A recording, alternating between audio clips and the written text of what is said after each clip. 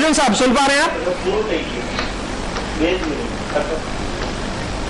अर्जुन साहब से लगता है हमारा संपर्क नहीं हो पा रहा। हम तुषार साहब का रुख करना चाहेंगे। तुषार साहब, आप पूरी चर्चा सुन रहे हैं और जैसा कि मैंने पहले भी कहा कि इस पूरी चर्चा में ममता बनर्जी का भी हमने पहले जिक्र किया था कि कैसे वक्त वक्त पर जब उनकी भी आलोचना हुई तो उनकी तरफ से जैसा रिएक्शन होना चाहिए था वैसा नहीं था।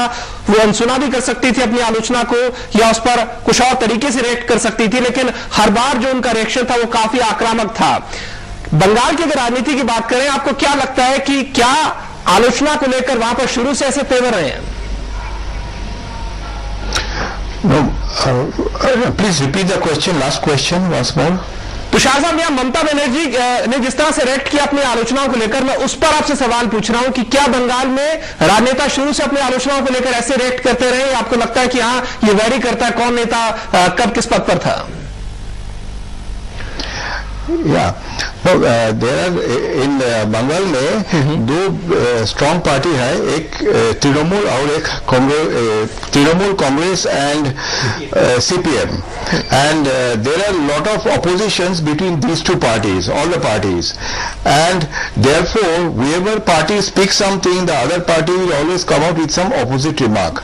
So this kind of a thing is going on, and this is some way maybe good for a secular democracy all over India, that there has to be debate, there has to be discussion, and people should come out openly with their own points of view, and it is a personal point of view. Maybe media should have their own points of view, and we should listen to all that, and then at the end when the vote comes, then everybody should give their vote according to their choice. बिल्कुल, तो आपका कहना है कि dialogue होना चाहिए, आलोचना जब भी होती है तो एक डायलॉग होना चाहिए, संवाद होना चाहिए कि अगर किसी ने कुछ कहा है, कोई आरोप लगाया है, तो हम सुने कि हाँ उसके आरोप कितने जेन्युइन हैं, कितने ईमानदार हैं, ना कि उस पर हम तुल पड़े और उसे कहीं ना कहीं गैग करने की कोशिश करें। There has to be some discussion, and there has to be discussion. Some people will agree. Even within a party, people may agree, people do not agree. Between two parties, people can agree, people may not agree.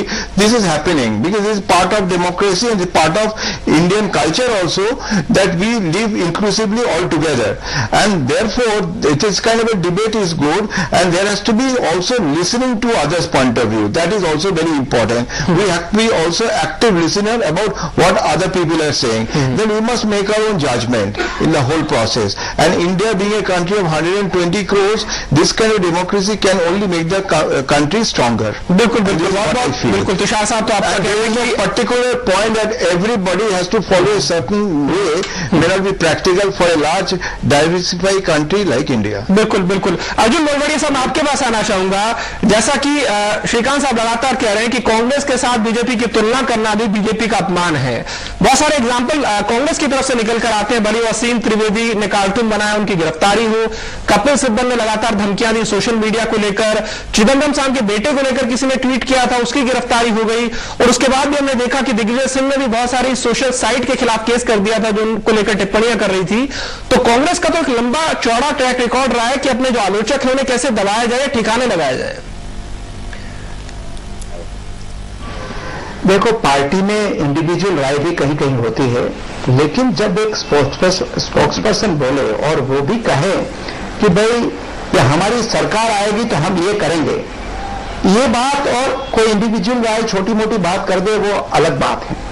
लेकिन intolerance जो Bharatiya Janata party में है, आपने पहले राहुल गांधी वाला example दिया था, लेकिन मैं बताता हूं कि जब प्रेस कॉन्फ्रेंस कर रहे थे चिदम्बरम जी, उस समय उस पर जूता उछाला गया, तो उस समय जो एक साजिश थी उसको जूता उछालने की, लेकिन उसके सामने कोई एक्शन नहीं लिया था। AICC हेडक्वार्टर में घटना बनी थी।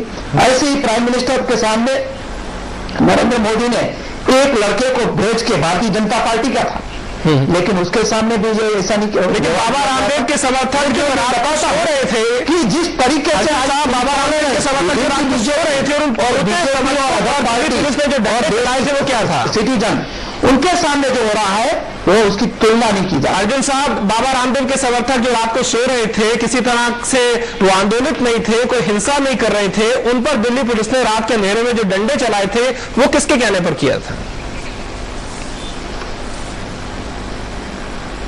अर्जुन साहब सुन पा रहे हैं? जी, मैं आपकी आवाज नहीं सुन पाया। आवाज आ रही है? अब आ रही है आपको मेरी आवाज? सुन भी नहीं पाएंगे, अभी आ रही है।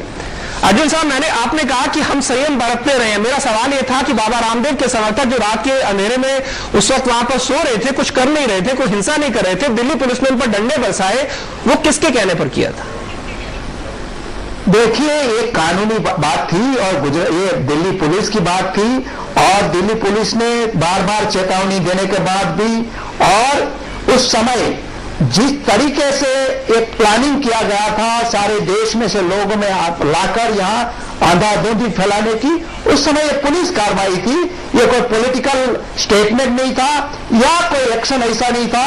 उस समय ये सभी बातें सुप्रीम कोर्ट में, हाई कोर्ट में, सभी में आई और ये पक्ष अपने आप में रखा और उसका निकाल भी हो गया है। मैं मानता हूं कि जिस तरीके से बाबा रामदेव ने वहां कहा था और आज भी बाबा रामदेव के मुंह से जिस तरीके से भाषा निकल रही है वो एक सड़क और सौभाग्य के आनंद साहब भाषा नहीं है। आनंद साहब, मैं आपके पास आना चाहूंगा। आनंद साहब, आपको क्या लगता है कि हम कैसे दौर में जी रहे हैं जब हम एक ईमानदार आलोचना नहीं ढूंढ पा रहे हैं? कोई भी अगर आदमी आलोचना करता है तो हम देखते हैं कि उसकी विश्वसनीयता क्या है, फिर उसके पॉलिटिकल कनेक्शन ढूंढने लगते हैं। अगर हर आलोचक पर इस तरह से सवाल खड़े किए गए तो फिर समाज में संवाद कैसे होगा, डायलॉग कैसे होगा? नहीं, लोकतंत्र की बुनियादी जरूरत है संवाद, खासतौर पर जो प्रतिपक्षी है, जो हमारे काम की कमियों को देखते और बताते हैं, ये बहुत जरूरी एक हमारी शर्त होती है और लोकतंत्र की सफलता के लिए ही नहीं, किसी पार्टी के आगे बढ़ने के लिए भी, पार्टी के अंदर और पार्टी के बाहर आलोचना का चापलूसी से ज्यादा सम्मान होना चाहिए। दुर्भाग्य से कांग्रेसियों ने इंदिरा जी के जमाने से ये प्रवृत्ति घटती चली गई। अब भारतीय जनता पार्टी भी नए दौर में इसी बीमारी का शिकार होती दिखाई पड़ रही है। अन्यथा श्री चंदन मित्रा को तत्काल प्रोफेसर अमर्त्य सेन से माफी मांगनी चाहिए, वो नहीं मांगते हैं। तो प्रोफेसर राजनाथ सिंह को, वो भी एक शिक्षक रहे हैं, उनको अमर्त्य बाबू से माफी मांगनी चाहिए। नहीं तो देश तो माफी मांग ही रहा है कि चंदन मित्रा को माफ करो, भारतीय जनता पार्टी को माफ करो, आप हमारे गौरव हो और हम आपकी आलोचना का बराबर इंतजार करते रहेंगे। बिल्कुल बिल्कुल बिल्कुल। श्रीकांत साहब, आखिर में आपसे रिएक्शन लेना चाहूंगा। क्या वाकई जैसा कि प्रोफेसर आनंद ने कहा कि चूंकि वो उन्हें भारत रत्न मिला, उनका इतना सम्मान है, उनकी तमाम बड़ी उपलब्धियों को और कह सकते हैं कि अभूतपूर्व उपलब्धियों को देखते हुए सम्मान दिया गया था, इस तरह की टिप्पणी अगर किसी तरफ से की गई है तो पार्टी की तरफ से किसी ना किसी को तो माफी मांगनी चाहिए, अगर चंदन मित्रा नहीं भी मांगते हैं तो? देखिए, वो सम्मानित व्यक्ति हैं, उनको भारत रत्न मिला है, लेकिन कोई टिप्पणी करने से पहले लोकतंत्र में इस बात का आभास भी होना चाहिए कि आप किसके बारे में टिप्पणी कर रहे हैं, आपकी चॉइस क्या है। आप बता रहे हैं कि उनको नहीं होना चाहिए, तो किसको होना चाहिए? 10 साल से इस देश में कांग्रेस का प्रशासन है, महंगाई बढ़ा रही है, तो आपका आर्थिक कुप्रबंधन इस आधार पर है कि आज देश में निवेश नहीं आ रहा है, दुनिया में हमारी श्रीकांत साहब बेइज्जती हो रही है। श्रीकांत साहब, आप किस तरह की बाध्यता की बात कर रहे हैं? आपको लगता है कि अगर कोई आदमी किसी की आलोचना करता है तो उसकी कंपल्शन है, उसकी बाध्यता है कि वो पहले विकल्प भी बताए, वो ये कहे कि अगर नरेंद्र मोदी मुझे पसंद नहीं है तो मजबूरी है उसकी कि बताए कि मोदी पसंद नहीं है तो पसंद कौन है? क्या ऐसी बाध्यता आलोचना में होती है? बिल्कुल बाध्यता आलोचना में नहीं होती है, लेकिन टिप्पणी करने का अधिकार होता है। उन्होंने टिप्पणी की है और पार्टी ने अपनी स्थिति स्पष्ट की है। जैसे कल से स्वतंत्र टिप्पणी उन्होंने की है, उसी तरीके से चंदन मित्रा ने भी अपनी स्वतंत्र टिप्पणी की है। पार्टी ने अपना स्टैंड आपने किया। सवाल यहाँ पर टिप्पणी की मर्यादा को लेकर है। अगर अमर्त्य सेन साहब ने कहा कि मुझे मोदी पसंद नहीं है तो उन्होंने ऐसा कुछ नहीं कहा कि इन्हें अभी मुख्यमंत्री पद से हटा देना चाहिए, गुजरात में राष्ट्रपति शासन लगा देना चाहिए। मैंने कहा पार्टी ने अपना स्टैंड क्लियर किया है।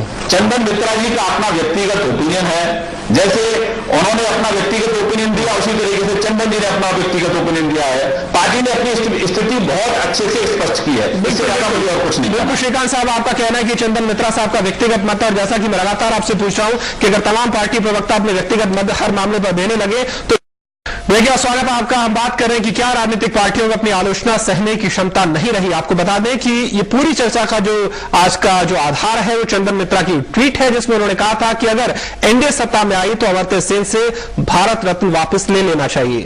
हमारे साथ बीजेपी के नेता श्रीकांत शर्मा मौजूद हैं। श्रीकांत साहब, मुझे याद है शत्रुघ्न सिन्हा साहब ने जब टिप्पणी की थी जिसमें उन्होंने इनडायरेक्टली नरेंद्र मोदी पर कहीं ना कहीं सवाल खड़े किए थे, इस बारे में जब शाहनवाज हुसैन साहब से पूछा गया कि उनको लेकर आप क्या कर रहे हैं, तब उन्होंने कहा कि राजनाथ सिंह साहब अभी अमेरिका में हैं, जब वो आएंगे तो उनसे बात करेंगे। लेकिन बीजेपी की तरफ से आज चंदन मित्रा को लेकर ऐसी कोई बात नहीं कही गई कि पार्टी अध्यक्ष जब आएंगे या पार्टी अध्यक्ष ने उनसे फोन पर बात की है और उनसे सफाई मांगेंगे, ऐसा क्यों? देखिए, डॉक्टर साहब बड़े अर्थशास्त्री हैं, सब लोग उनका सम्मान करते हैं। और चंदन जी से जो मेरी बात हुई, चंदन जी ने इतना कहा है कि मैंने सिर्फ इतना कहा कि वो इतने बड़े पद पर हैं, उनको भारत रत्न मिला है, मेरा ऐसा मानना है कि उनको इस तरह की टिप्पणी नहीं करनी चाहिए थी। उसके बावजूद भी पार्टी ने बहुत स्पष्ट रूप से कहा है कि ये उनका व्यक्तिगत ओपिनियन हो सकता है, पार्टी इसमें इत्तेफाक नहीं रखती। आलोचना करने का अधिकार है, सब लोग आलोचना कर सकते हैं, लोकतंत्र है, सबको इसका अधिकार मिलता है। पार्टी अपने तरीके से काम करती है, हम आलोचनाओं से सीखते हैं और 10 साल से हमारे बारे में आलोचनाएं हो रही है। श्रीकांत साहब, आपको नहीं लगता कि ये तो अपने किस्म की एक चालाकी है जो राजनीतिक पार्टी अक्सर करती है? दिग्विजय सिंह कोई बयान देते हैं तो कांग्रेस भी कह देती है कि उनकी निजी राय है, जबकि हकीकत ये होती है कि पार्टी उनकी बात से इत्तेफाक रखती है। तो क्यों ना माना जाए कि बीजेपी भी उसी तरह की चालाकी दिखा रही है? अगर आप वाकई इतने नाराज हैं तो आप उनको इस बात के लिए अनुशासनहीनता को लेकर नोटिस दीजिए या क्रिटिसाइज कीजिए, आप वो भी नहीं कर रहे हैं। देखिए, मैं आपको विनम्र प्रार्थना करना चाहूंगा कि कांग्रेस के साथ भारतीय जनता पार्टी की तुलना नहीं की जा सकती। 1000 बयानों के साथ आप एक बयान की तुलना नहीं कर सकते। दिग्विजय सिंह जैसे नेता, शकील अहमद जैसे नेता, मनीष तिवारी जैसे नेता अलग-अलग बयानबाजी करने के लिए कुख्यात है, ये बयानबाजी करते रहते हैं, आतंकवाद को लेकर बयानबाजी करते रहते हैं, सिक्योरिटी फोर्सेस के मनोबल को डाउन करने वाले बयान करते रहते हैं। तो एक लंबी इनकी लिस्ट है अलग-अलग बयानबाजी की। उन बयानबाजी के साथ कम से कम चंदन मित्रा की बयानबाजी की तुलना नहीं की। तो आपका ये कहना है कि बीजेपी की तरफ से ऐसा पहली बार हुआ, लिहाजा हमें बेनिफिट ऑफ डाउट मिलना चाहिए, संदेह का लाभ मिलना चाहिए। बहुत आखिर में आनंद साहब, मैं आपके पास आना चाहूंगा। सवाल फिर से वही कि क्या राजनीतिक पार्टियों में अपनी आलोचना बर्दाश्त करने की जो क्षमता है वो नहीं रही?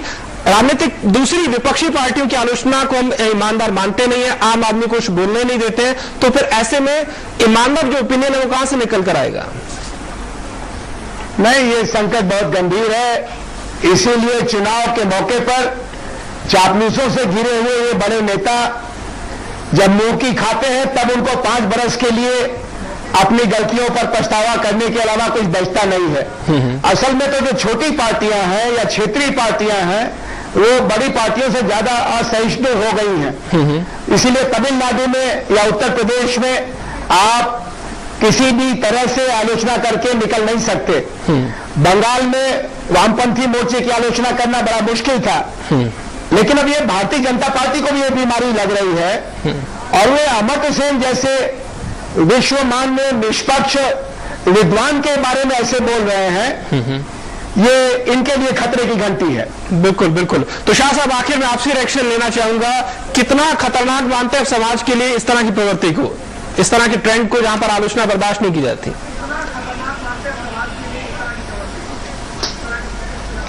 तो शाह साहब, आपसे मैं जानना चाह रहा हूं,